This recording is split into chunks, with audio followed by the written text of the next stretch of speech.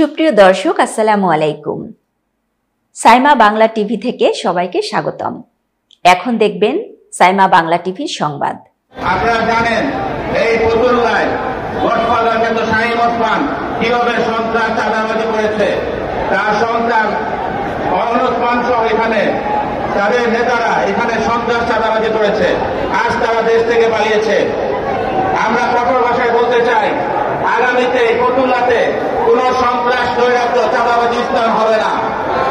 যদি বিএনপি সরকার আমাদের দেশে আসে, ইনশাআল্লাহ এই ফতুল্লাতে নতুন ভাবে সাজানো হবে, এখানে কোন সন্ত্রাস চাঁদাবাজ থাকবে না। যেহেতু আগাম দিচ্ছে, আমি আমার বক্তব্য দীর্ঘায়িত করবো না। বাংলাদেশ জিন্দাবাদ, বাংলাদেশ জাতীয় দল বিএনপি জিন্দাবাদ। আসসালামু আলাইকুম। আমাদের মাঝে সভাপতি মাহবুবুর রহমান পায়েলের নেতৃত্বে একটি বিশাল মিছিল উপস্থিত হয়েছে। করতালি দিয়ে তাদেরকে স্বাগত জানাই।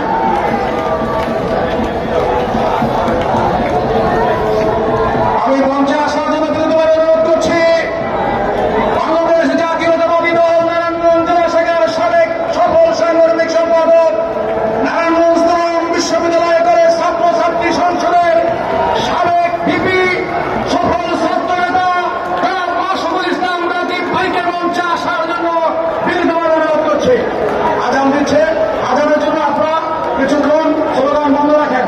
আজান হচ্ছে, আজান হচ্ছে।